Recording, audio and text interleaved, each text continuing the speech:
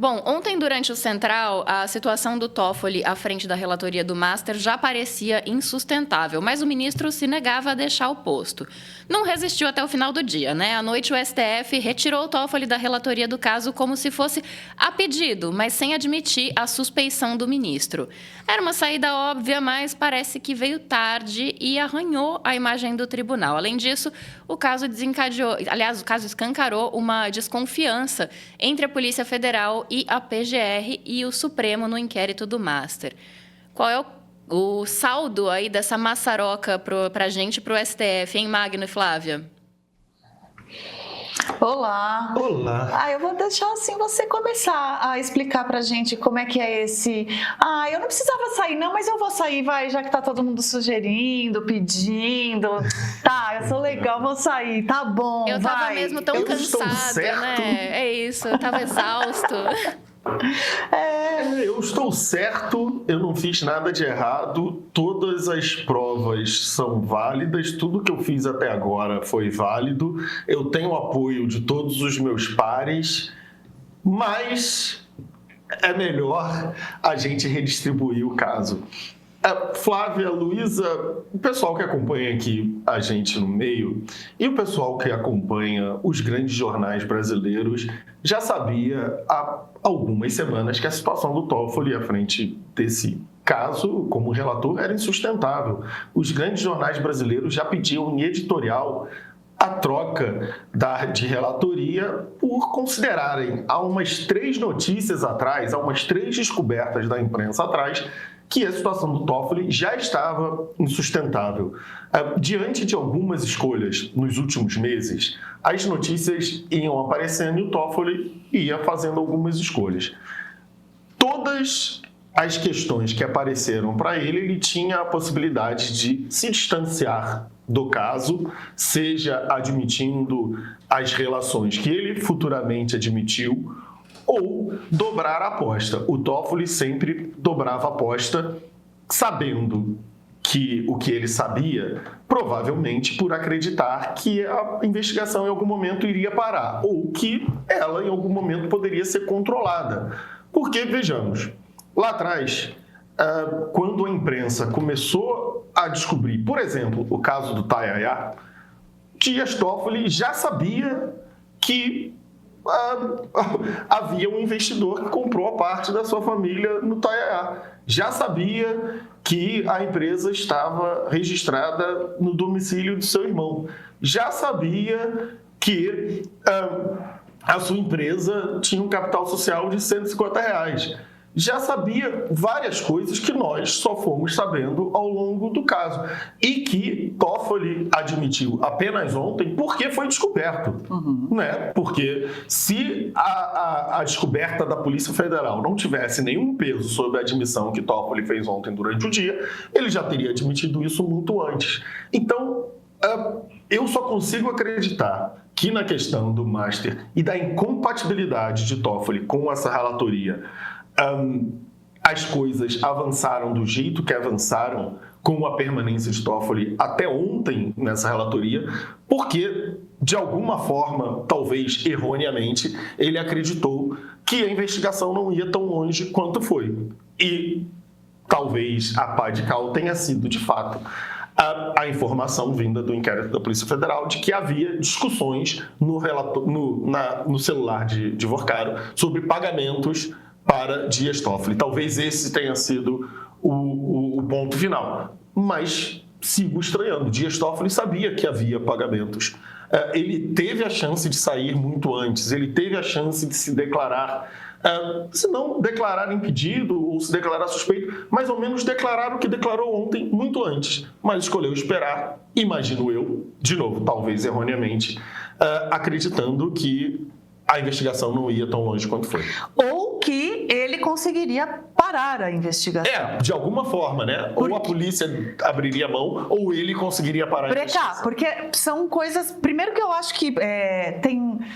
Dá para separar os movimentos do Toffoli em duas caixinhas de possibilidades, sendo extremamente cautelosa aqui para não imputar crimes em alguém que depois tem bastante poder para me cobrar por isso. Com responsabilidade jurídica. Com responsabilidade jurídica e jornalística também, porque a gente já viu o que acontece com a sanha de sair apontando o dedo quando o jornalista também se precipita. Mas o que eu acho que são duas caixinhas. A primeira é: os ministros do Supremo Tribunal Federal, em geral, como um todo, enquanto cultura da Suprema Corte brasileira, não são adeptos à prática de se declararem impedidos e suspeitos sempre que isso seria necessário.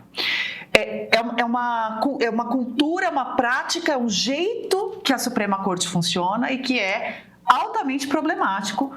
Poucos ministros se declaram suspeitos e em raríssimos casos, mesmo quando há indícios de que eles deveriam ter feito isso. Então, um dos casos mais clássicos foi o Gilmar Mendes com o padrinho do casamento da sua filha. Eu acho que era isso, né? Ou do próprio casamento. Ia falar. Não, foi o padrinho. Ele foi padrinho do casamento de um acusado. De um acusado e falou que não tinha impedimento algum, que estava tudo bem, que ele podia tranquilamente. Esse caso marcou pela disfarçatez e meio que autorizou, quase que em definitivo, aparentemente, porque a gente chega ao caso do Toffoli e até com esse grau de investigação avançada, eles ainda não conseguem admitir a suspeição de Toffoli. Então, eu tenho para mim, na minha memória de cobertura de política, que o caso do Gilmar Mendes com como era o nome do rapaz? Jacó Barata. Eu ia falar Barata Ribeiro, que é o nome de uma rua aqui em São Paulo. É outra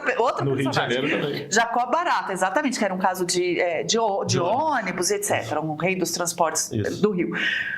A partir daquele instante, ficou, pelo menos, escancarado, né? Eu acho que a prática é anterior a isso, né? Certamente já havia tido casos em que ministros deveriam ter se declarado impedidos e não o fizeram, mas aquele caso escancarou que, olha, realmente, se nem neste ele vai se declarar impedido, acho que agora nenhum, nunca mais. E eu acho que o caso do Toffoli confirma isso, porque tinha tudo para os colegas dizerem, não, realmente, querido, aqui passou um pouquinho do limite. Isso é uma das caixinhas. A outra caixinha é essa de... Isso ainda vai ficar mais claro conforme as coisas avancem, mas essa noção de que talvez Toffoli não tenha se declarado impedido, não por uma questão cultural do próprio Supremo, de que não há impedimento desde que não haja uma ilegalidade flagrante, e sim para tentar impedir que essa ilegalidade viesse à tona. O que faz a gente suspeitar disso? A própria condução dele do caso. Então, muito mais do que a decretação de sigilo do caso, que já foi uma coisa meio intempestiva ali, mas que juridicamente a gente sabe que alguns casos exigem que seja decretado sigilo para que as investigações possam fluir sem que se percam provas, sem que as pessoas fujam e etc. O fato de que ele agiu de uma forma muito fora da curva para impedir a Polícia Federal de acessar provas, isso é algo que põe uma nuvem de suspeição sobre a cabeça dele, para a opinião pública. Até que se prove o contrário, o que ficou parecendo é que ele tentou impedir a Polícia Federal de achar o que realmente achou, ou mais. Os nossos colegas jornalistas, esse material das 200 páginas do relatório da Polícia Federal ainda não está público. Nossos colegas jornalistas investigativos de Brasília, que estão falando com os investigadores, que inclusive, por causa dessa guerra institucional que se instalou entre Polícia Federal e Supremo, estão muito afim de vazar informação, então tá fácil. Não está fácil para os nossos colegas. É um trabalho árduo e difícil e que merece todo o respeito do mundo. O que eu quero dizer é que a Polícia Federal está pé da vida. Então, se tem sigilo, vazamentos vão vir. Tanto que alguns dos nossos colegas já estão apontando que o que há ali não é só sinal de que houve uma transação e isso, melhor sair, né, meu querido? Como há indícios de crimes. 2, Malu Gaspar deu hoje. Está sendo produzido um relatório sobre Alexandre de Moraes nos mesmos moldes. O que os ministros estão falando e falaram em reunião ontem? Nessas reuniões, houve 2 reuniões intensas de muito debate ali entre os ministros. Como é que eles estão se defendendo? Olha, a Polícia Federal só pode investigar figuras da Alta República com autorização judicial. No caso de ministros do Supremo, com autorização do próprio Supremo. O que a Polícia Federal responde? Veja, a gente estava investigando o Vorcaro. O celular dele entregou isso tudo aqui pra gente. Assim que a gente viu, devolveu para o Supremo e pediu a suspeição. Então, o imbróglio está o ovo ou galinha, né? Onde que começou a investigação da Polícia Federal? Como a escuta da Dilma do Moro. Então, mas a escuta era ilegal, né? Que não podia usar, exato. E o Gilmar Mendes usou para impedir que o Lula fosse nomeado ministro, lembrem, né? O caso do Bessias, que ironicamente agora também...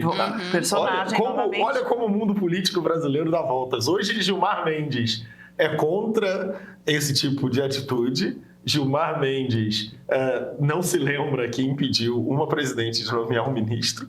E Jorge Messias... É possivelmente o próximo ministro. Exato. Não é mesmo? Agora, posso... Desculpa falar. É porque, assim, a gente teve uma pesquisa divulgada ontem pela Quest dizendo que 82% dos brasileiros concordam que o STF precisa ter um código de ética para os ministros.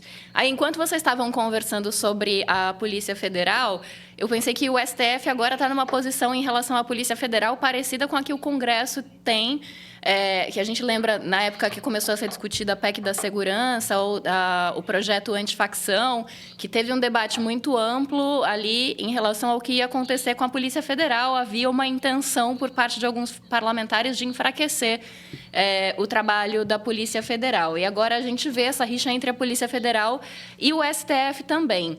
Então, assim, a gente tem essa questão com a polícia, tem uma pesquisa dizendo que 82% dos brasileiros... É difícil conseguir uma unidade dessa no Brasil hoje em dia, tá? 82% dos brasileiros concordando que o STF precisa de um código de ética para os ministros. Aí a gente tem várias matérias de bastidor dizendo que na reunião que destituiu o Toffoli, né, que tirou o Toffoli da relatoria do caso Master ontem, tinham 2 ministros que estavam batendo nessa tecla desde o começo, que eram o Edson Fachin e a Carmen Lúcia. Os demais estavam ali apoiando o Toffoli.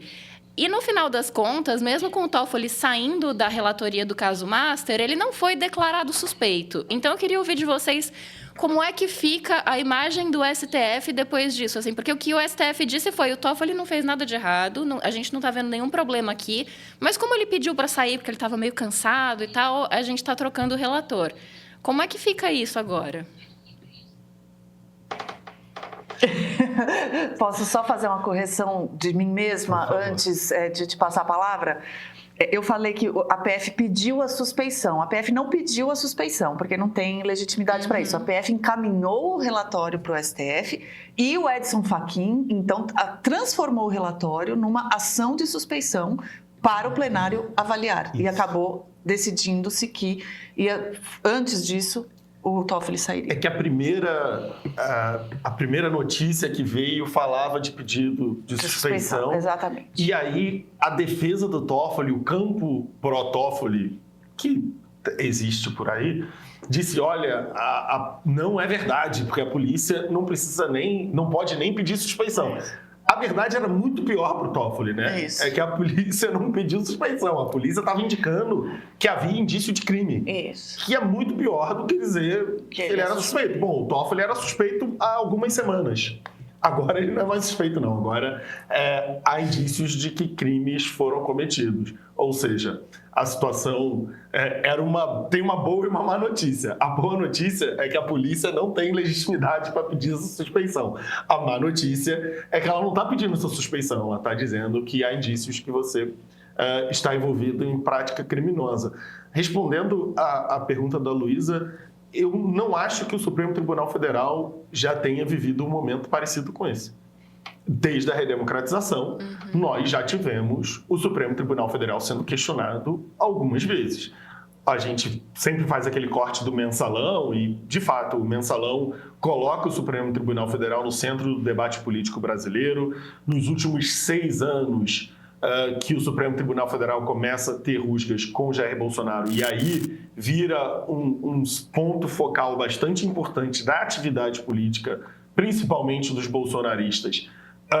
O Supremo Tribunal Federal também é questionado, mas esses questionamentos são majoritariamente focados em decisões tomadas por um ou mais ministros do Supremo Tribunal Federal. Nesse momento, a gente não está falando de decisões de julgamento. É claro que há a decisão do sigilo, a tentativa de se bloquear o acesso da Polícia Federal a dados dos equipamentos eletrônicos de Daniel Alvor. Há uma série de decisões que Toffoli vai tomando no contexto da sua ação como relator, mas esse caso trata da conduta de ministros do Supremo Tribunal Federal. Esses ministros que, por muitos e muitos anos, conseguiam se esconder de críticas à sua conduta por trás da imagem da instituição e do trabalho que fazia a instituição. Olha, é muito grave o que a gente está discutindo e é muito importante que a gente repita certas coisas. Uma coisa é que a tentativa dos ministros de se defenderem pessoalmente é ruim para o Supremo Tribunal Federal. Tentar minimizar as ações que os ministros exercem nas suas vidas pessoais ou nas suas vidas como indivíduos não é proteger o Supremo Tribunal Federal.